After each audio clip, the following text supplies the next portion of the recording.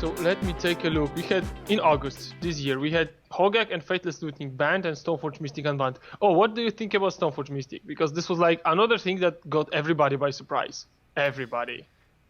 Well, I thought Stoneforge Mystic could have been unbanned a long time ago. True.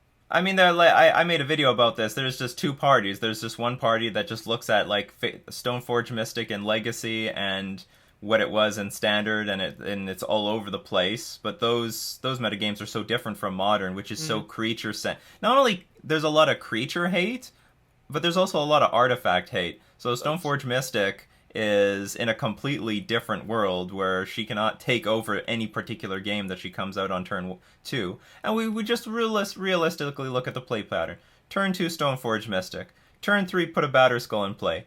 Turn 4, attack for 4, lifelink. Like, that, in the grand scheme of things, is the fairest possible thing you could do in Modern. And the 4/4 creature doesn't even mean anything in Modern. And you look at Gurmag Angler and Reality Smasher and Wormcoil Engine. There's a lot of creatures that outclass this 4/4 creature. So, yeah, I think Stoneforge Mystic is fair, and she's brought to life a lot of cards like the Swords, Sword of Fire and Ice, Sword of Light and Shadow, and there's probably many other swords that can now be a part of a toolbox that basically didn't see play in Modern for like 4 to 5 years because they're like Feast too and clunky. Famine, probably the third or one of the three most powerful.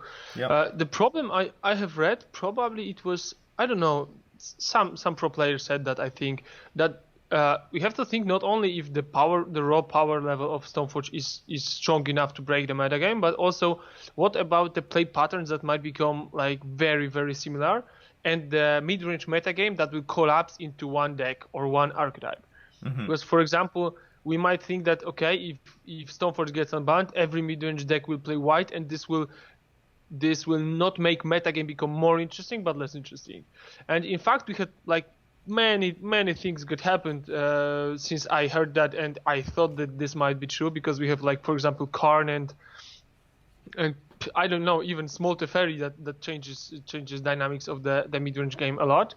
And first of all, as you mentioned, like, much more artifact hate, which probably Stoneforge is paying for this as well. Because if Mox Opal gets banned, people will drop artifact hate, and probably Stoneforge decks might become even more powerful.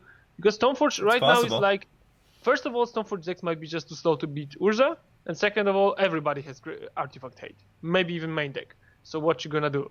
So this is like just card advantage. Play a creature, draw artifact. But this is like probably more complex. And I think that mid-range decks right now have to really struggle to win the mid-range games. We have talked recently, and for example, Karn Lock is like a very, very deathful tool for everybody that tries to play mid-range, right? Not to mention even like Scapeshift Tron. So the rules of the game has changed like dramatically with the recent printings. Not mentioning Urza, which also can play not combo deck, but just mid-range, drawing like 2-3 cards a turn with 15/15 construct. So those swords might not be enough right now to push the metagame in any direction.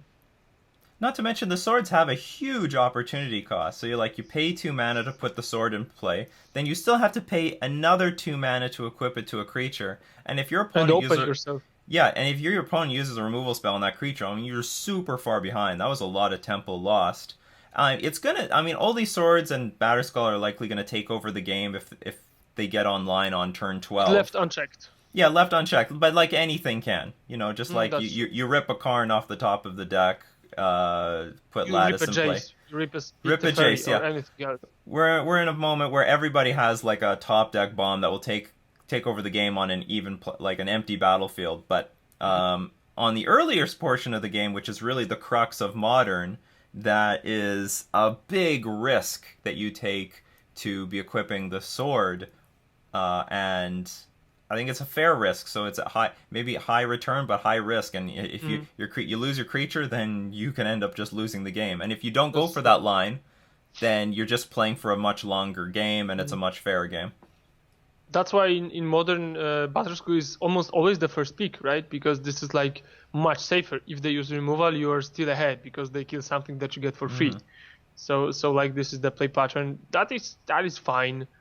The biggest difference. Maybe not, because you have to connect with the sword at least once. That's why many people try to play Feast and Famine sword, because then you can attack, deal damage, untap, and still have your shields up. No, but the problem is that protection from black and green does not protect your sword. So this is like That's right.